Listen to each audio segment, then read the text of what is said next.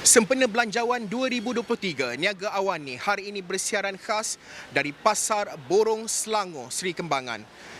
Apa ceritanya? Kenapa di sini? Kerana di sinilah di mana denyut nadi rakyat itu dirasai. Adakah harga ikan, harga makanan laut akan turun selepas pengumuman belanjawan? Harga sayur yang sedang mencanak tinggi dilaporkan ketika ini, adakah akan turun juga selepas pengumuman belanjawan? Atau sebaliknya? Kami akan bawakan perbincangan lanjut teras berkenaan dengan kos sara hidup rakyat dan menangani inflasi selepas ini.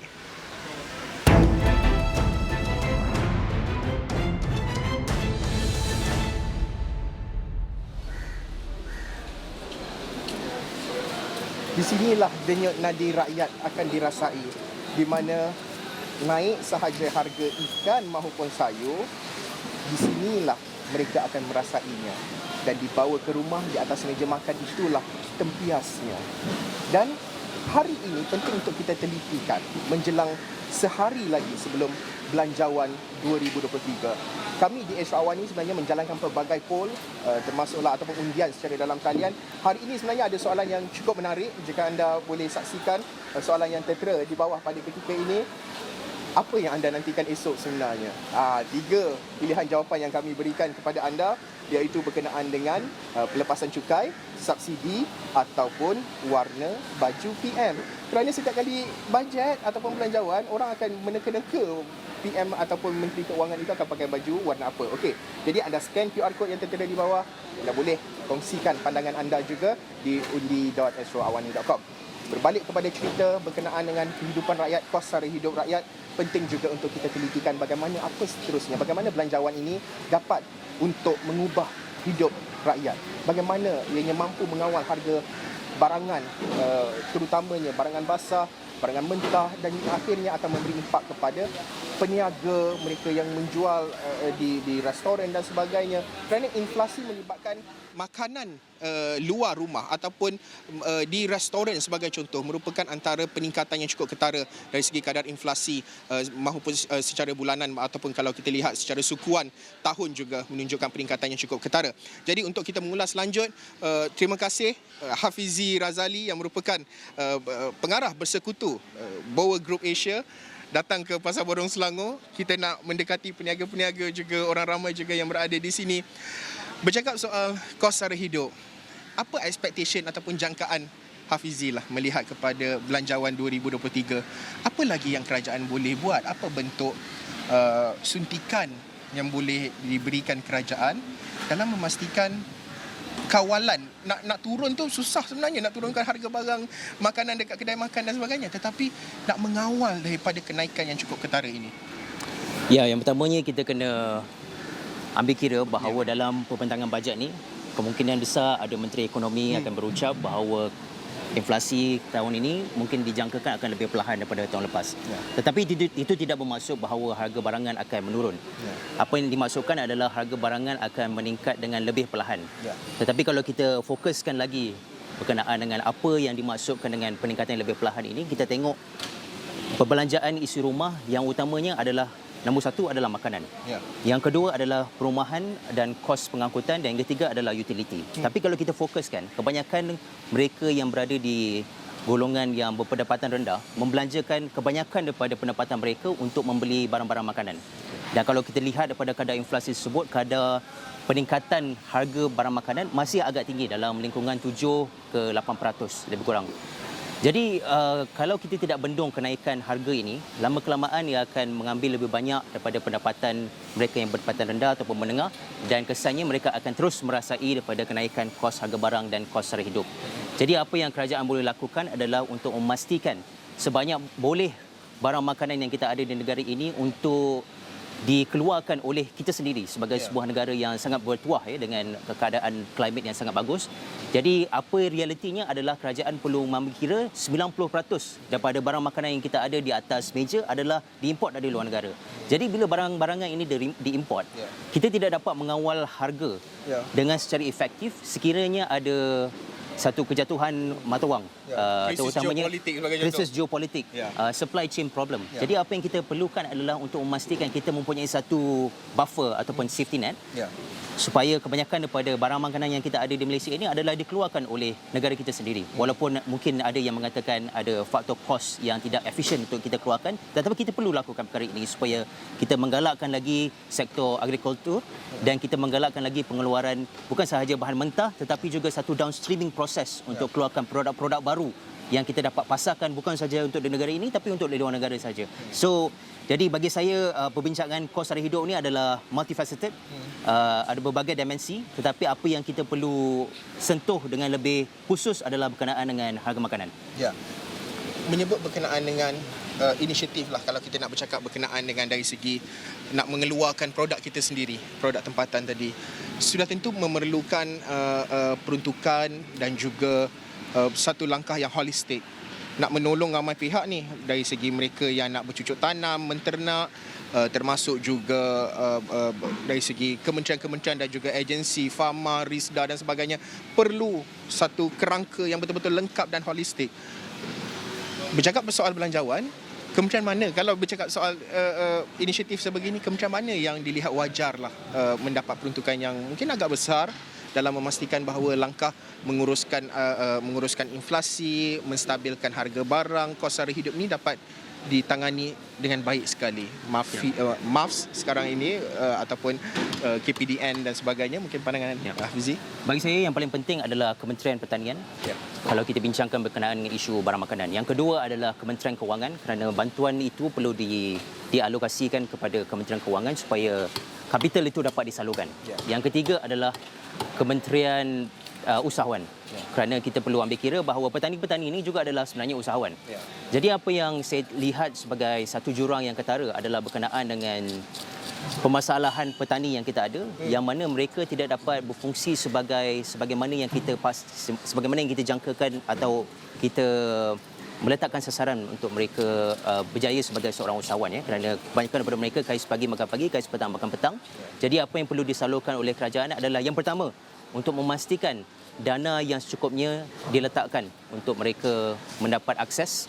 Tapi yang lebih penting lagi adalah isu akses itu tersendiri kerana saya bercakap dengan ramai petani bahawa isunya adalah duitnya ada di Agrobank ataupun di SME Bank tetapi nak dapatkan akses kepada dana tersebut adalah sangat susah. Red tape, birokrasi. Red tape dan juga satu evaluation of ataupun credit monitoring yang terlampau konvensional Kalau kita nak minta hutang daripada bank contohnya kita perlu sediakan financial statement contohnya ataupun cash flow statement, tapi untuk kebanyakan petani ini mereka tidak dapat untuk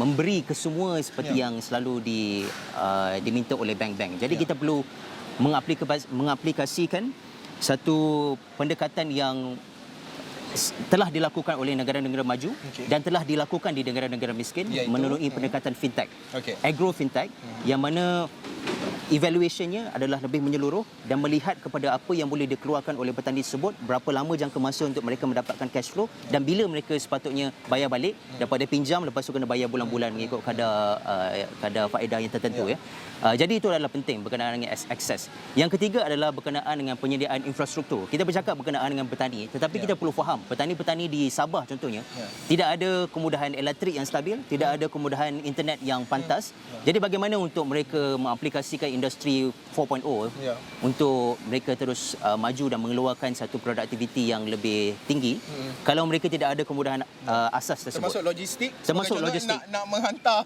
kos. Contoh mungkin masa ni kita ada sayur-sayur yang dapat kita lihat di sini dikeluarkan oleh petani tetapi ada masanya pengeluaran sayur tersebut lebih daripada yang dijangkakan tetapi tidak ada tempat untuk disimpan ataupun kalaupun ada tempat untuk disimpan tidak ada satu cara untuk memastikan apa yang disimpan itu dapat dihantar ke semenanjung ataupun dieksport. Itu adalah satu faktor sistemik faktor struktural yang sangat membebankan untuk petani-petani. Tetapi apa yang lagi penting adalah untuk memberikan satu kemahiran kepada petani yang kita ada untuk mengadaptasi teknologi terkini kerana kebanyakan daripada mereka tidak tahu macam mana untuk dapatkan teknologi tersebut dan macam mana untuk menggunakan teknologi tersebut dan siapa nak bayar untuk teknologi yang kita ada. Jadi isunya adalah multi-layered dan kerajaan perlu bercakap dengan lebih kepada petani dan usahawan tani supaya masalah ini dapat selesaikan daripada atas ke bawah. Ya. Bercakap berkenaan dengan isu keterjaminan makanan, isu pertanian ini, bagaimana Hafizi melihat kerangka yang ada pada ketika ini? Adakah kita mempunyai kerangka yang khusus ataupun inisiatif-inisiatif yang jelas dan holistik? Kerana ianya multi-layered seperti yang Hafizi sebutkan, permasalahan itu di pelbagai peringkat. Tetapi adakah kita mempunyai kerangka untuk menangani permasalahan-permasalahan tersebut di semua peringkat pada ketika ini, pandangan Hafizi? Bagi saya, daripada segi idea, kerajaan memang sudah ada idea yang bagus. Ya. Tapi isunya dalam mana-mana kerajaan pun adalah dari segi implementasi. Jadi dari segi implementasi ni, kalau kerajaan menjadi satu gatekeeper, sudahlah kerajaan itu yang membuat dasar, kerajaan juga yang memberi duit, kerajaan juga yang menjadi gatekeeper, kerajaan juga yang menjaga hal ehwal berkenaan dengan penambahbaikan pertanian. Terlampau banyak tanggungjawab tersebut diletakkan kepada kerajaan. Jadi kerajaan perlu mengambil satu pendekatan yang lebih market oriented, yang mana kerajaan sudah sediakan polisi dan dana. Jadi kita bagi delegate tanggungjawab tersebut kepada mereka yang lebih tahu berkenaan dengan industri tersebut, contohnya pertanian, dan untuk mereka yang menguruskan pembahagian dana ataupun teknologi transfer ataupun kemahiran tersebut kepada petani-petani, dan bukannya kerajaan itu sendiri. Jadi apa yang kita lihat sekarang adalah kerajaan polisi, kerajaan dana, kerajaan jugalah yang melatih, kerajaan jugalah yang memberi subsidi dan mengawal harga, semuanya kerajaan. Jadi bila kita ada satu sistem begitu, dia terlampau entrenched, dan ini tidak bagus untuk satu market oriented situation yang mana harga-harga sayur-sayuran atau ayam ini adalah bergantung kepada permintaan supply dan demand. Sepatutnya open lah, free market, maksudnya harga itu dikawal oleh pasaran itu sendiri, dan maksudnya lebih seimbang. Bagaimana kalau kita untuk memudahkan orang ramai faham dari segi nak balancekan harga, persaingan harga, jangan bergantung supply demand itu? Kalau kita terlampau membuka pasaran itu, ada kemungkinan bahawa harga-harga sayur-sayuran atau ayam kita ada ni akan mencapai satu tahap yang mungkin pengguna pun tidak akan membeli. Jadi di Malaysia ini adalah satu situasi yang unik di mana kita ada peruntukan untuk mengawal harga. Jadi bagi saya yang terbaik adalah satu sistem hybrid, yang mana kita ada satu kawalan harga yang lebih selesa dengan harga pasaran. Tidak dikatakan sebagai harga pasaran, tetapi cukup hampir dengan harga pasaran. Tetapi dalam masa sama juga kita menggalakkan pemain-pemain swasta untuk beroperasi dan untuk diberikan peluang untuk mereka memberi contribution kepada industri, dan bukan sepenuhnya daripada kerajaan, daripada A ke Z. Seronok juga mendengar berkenaan dengan dari segi penglibatan, melibatkan orang sebut sebagai penglibatan swasta. Kerana kalau kita bercakap soal penglibatan swasta ini, boleh saya gambarkan ataupun melihat kepada dari segi kerjasama kerajaan swasta itu, dari segi insentif itu bagaimana sebenarnya. Kerana persoalan, orang akan sering bertanya bahawa anda kerajaan nak swasta bantu, tolong, tetapi bagaimana nak menolongnya itu? Maksudnya bagaimana kerajaan membantu kami pula untuk mendapatkan bantuan ataupun sokongan kepada kami, memudah carakan kami nak menolong pemain-pemain industri yang lain, nak melatih dan sebagainya. Pandangan Hafizi melihat kepada pentingnya ada sinergi kerajaan dan juga swasta itu. Bagi saya, apa yang kita fahamkan sebagai membantu pemain swasta bukanlah sama seperti konteks membantu rakyat. Jadi bantuan yang kita patut diberikan kepada pemain swasta adalah lebih kepada insentif. Jadi insentif ini perlu diberikan seperti yang saya sebutkan tadi. Yang pertama dana, kedua akses, yang ketiga adalah untuk memudahcarakan situasi tersebut supaya pemain-pemain swasta dapat mengakses kepada insentif yang ada ni dengan mudah dan dengan berkesan. Jadi itu yang paling penting, kerana isunya tiap-tiap tahun kita ada peruntukan untuk menggalakkan industri pertanian contohnya. Tetapi akhir sekali pemain-pemain swasta ini tidak mendapat insentif tersebut, dan akhirnya kita tidak tahu duit itu pergi ke mana. Jadi insentif yang sebegini perlu dimudahcarakan dan perlu diberikan dengan lebih tersasar, bergantung kepada apa yang mereka perlukan. Contohnya ada pemain swasta yang memerlukan lebih fasiliti logistik, ada yang lebih memerlukan industri infrastruktur asas, ada yang memerlukan dana. Jadi pelbagai variable ini kita perlu ambil kira, dan kita perlu memahami bahawa tidak ada satu one size fits all solution. Ya. Dan penyelesaian itu perlu diambil mengikut feedback yang diberikan oleh pemain industri tersebut, bukan sahaja daripada kerajaan.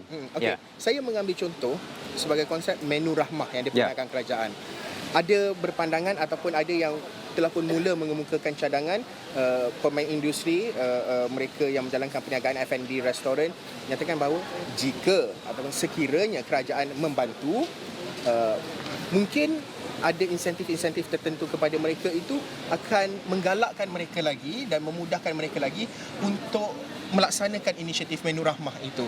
Kerana kita sedar bahawa harga barang, harga sayur, ikan tetap berada pada paras yang walaupun mereka pemain industri mendapat mungkin harga yang sedikit murah daripada orang yang nak makan dekat rumah hari-hari, tetapi wajarkah akan ada insentif tertentu melihat sebagai contoh menu rahmah kepada pemain industri F&B restoran? Okey, bagi saya menu rahmah ni adalah satu inisiatif yang mulia, tetapi dalam masa yang sama ia bukan satu penyelesaian. Ia hanya merupakan satu yang kita katakan sebagai satu stopgap measure. Mungkin sesuatu yang politikal juga, kerana kita perlu fahamkan bahawa isunya bukan berkenaan dengan pemakanan di luar rumah, tetapi isunya adalah berkenaan dengan harga-harga barang yang semakin meningkat dan apa yang patut kita buat untuk memastikan harga barangan itu terkawal setiap masa. Dan seperti yang saya sebutkan tadi, ia bergantung dengan beberapa faktor. Antaranya adalah disebabkan kebanyakan daripada makanan kita adalah diimport daripada luar negara.